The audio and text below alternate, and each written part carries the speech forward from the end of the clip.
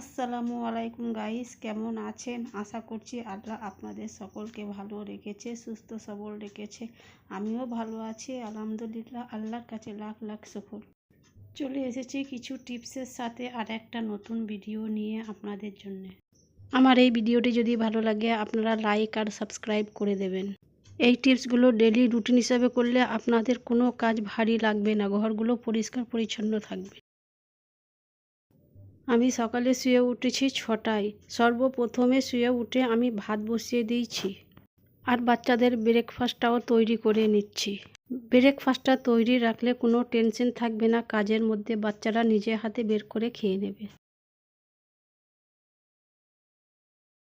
আর আজকে শনিবার, স্কুল ছুটি, হুজেফা যাচ্ছে মাদ্রাসায়।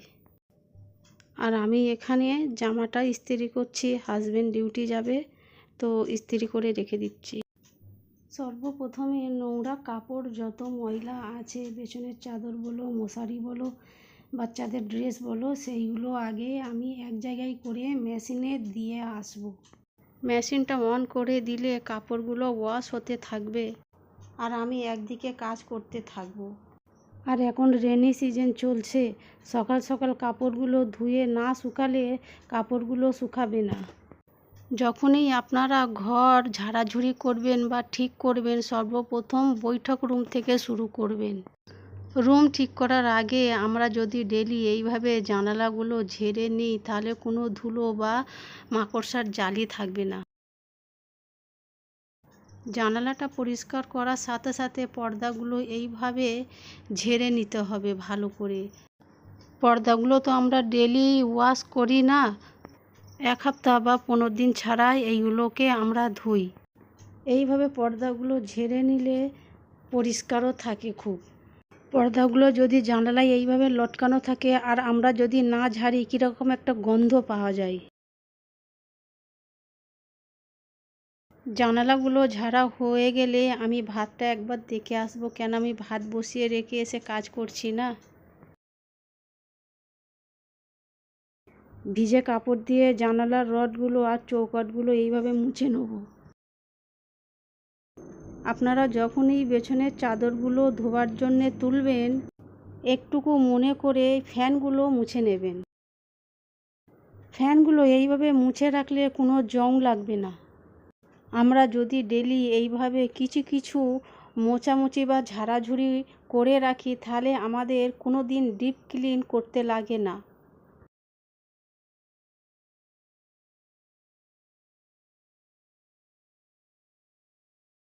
আর দেখো, এদিকে আমার কাপড়ও একদিকে ওয়াশ হয়ে গেছে আর একদিকে ড্রাই করে নেব। এইগুলো যদি 1 ঘন্টা রোদেতে রাখি শুকিয়ে যাবে। এইভাবে লাস্টের দিকে গদিগুলো ঝাড়ু দিয়ে ঝেড়ে নিতে হবে। ফ্যান মোছার টাইমে অনেক ধুলো ময়লা উড়ে সব গদিতেই পড়ে।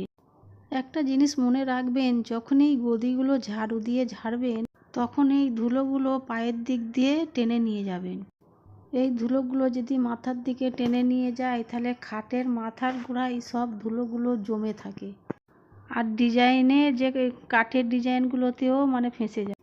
আপনারা যদি দেয়াল থেকে খাট কিছুটা গ্যাপ রাখেন তাহলে ঝাড়ু মারতে অনেকটা আসান আর ইজি হয় আর ধুলো বা ঝুল টুল জমে থাকে না।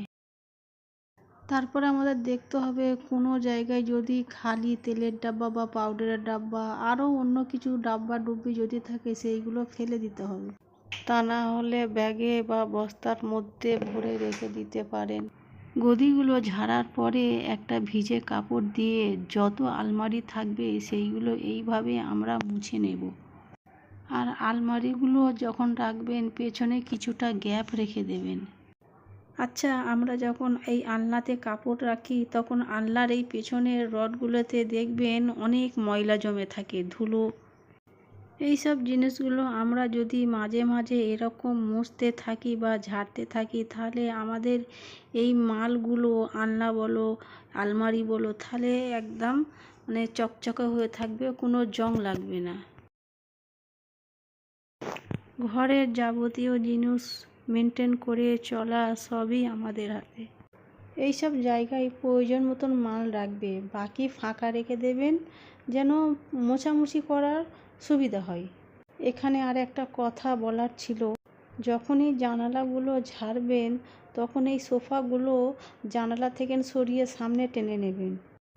এইভাবে সোফাগুলো সামনে টেনে রেখে দিলে তাহলে জানালা ঝাড়বার সময় কোনো ধুলো ময়লা উড়ে এতে পড়বে না। এইভাবে খাটের নিচেই প্রত্যেক দিন যদি আমরা এইভাবে ঝাড়ু মেরে নিই তাহলে ডেলি কত নোংরা বের হয়। এইভাবে প্রত্যেক রুমের কোণেতে যদি আমরা ঝাড়ু মেরে নিই তাহলে সাফ আর একদম ডিপ ক্লিন দেখায়। রুমের মধ্যে যদি একটা খাট আর একটা আলমারি রাখি তাহলে দেখতেও ক্লিয়ার দেখায়, ভালো লাগে। রুমের মধ্যে যত মাল রাখবেন তত পরিশ্রমও বেশি হয় আর দেখতে যেন বেশি গ্যাঞ্জামও লাগে। আর আমার এসব বেশি পছন্দ না। আমি কোনো জিনিস ভেবেচিন্তে কিনি। কোনো বড় জিনিস কেনার আগে আমি এই জিনিসটা ভাবি যে রুমের মধ্যে জায়গা আছে বা সেট কোথাটায় করব সেইগুলো আমি ভাবি, বা হবে কি না সেট সেইগুলো আমি আগে ভাবি। খালি কিনলে তো হয় না, কিনলে সেই জিনিসটার নিয়মিত মেনটেন করতে হবে। অযথা বেশি মাল কিনা মানে ফালতু খরচা, তার উপরে হচ্ছে এক্সট্রা পরিশ্রম, এক্সট্রা তার জন্যে টাইমও বের করতে হবে। আর আপনারা আমার রুমগুলো দেখেছেন একদম ফাঁকা ফাঁকা, একটা আলমারি আর একটা খাট। আমি অযথা ঠুসে ঠাসে মাল একদম রাখি না। সব কিছু পরিষ্কার হয়ে যাবার পর খাটের উপরে ধোয়া চাদর বিছিয়ে আমরা যদি এইভাবে রুম স্প্রেটা প্রত্যেক পর্দাতে যদি একটু লাগিয়ে দিই তাহলে কোনো দিন কোনো গন্ধ পাবে না। এই পর্দাগুলো যদি 1 মাস পরও যদি আমরা ওয়াশ করি তাহলে এই পর্দা দিয়ে কোনো গন্ধ পাবে না। এই পর্দায় হাপ্তায় যদি রুম স্প্রে মেরে দিই তাহলে কোনো গন্ধ পাবে না। সব রুমের কাজ আমার কমপ্লিট হয়ে গেছে। এবারে আমি যাব রান্নাঘরে রান্না করতে। আর এই দেখো আমার বাড়ির পিছনে কত জঙ্গল, এই বর্ষাকালে কত জঙ্গল হয়ে গেছে। আমি সাফ করে পেরেশান হয়ে যাচ্ছি। আর এই দেখুন আমার পুঁইশাক গাছ, আমি 2 জায়গায় পুঁইশাক গাছ লাগিয়েছি, 2 জায়গায় ছালনায়। দেখো কত মোটা মোটা পুঁইশাক গাছ হয়েছে। আর এই মোটা মোটা ডাঁটা দেখে আজ আমার খুবই ইচ্ছা হয়েছে যে আজ আমি এই একটু ডাঁটা কেটে রান্না করব। বেশি বড় কাটবো না, কেননা আমার ছেলে মেয়ে পুঁইশাক বেশি পছন্দ করে না। মেয়েটা তো একটু আধটা খেয়ে নেয় কিন্তু ছেলে তো একদমই খায় না। এই দেখো আমি 2 হাতের মতন পুঁইশাক কেটেছি। পুঁইশাকগুলো কাটা হয়ে গেছে আর একটা মাছের মাথা দিয়ে পুঁইশাকগুলো রান্না করব।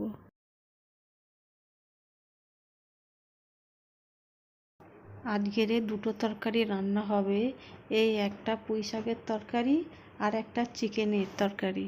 কিন্তু চিকেনের তরকারিটা আমি আগে বসিয়ে দিয়েছিলাম, আর ভাতটা তো আমি সকালেই রান্না করে নিয়েছি।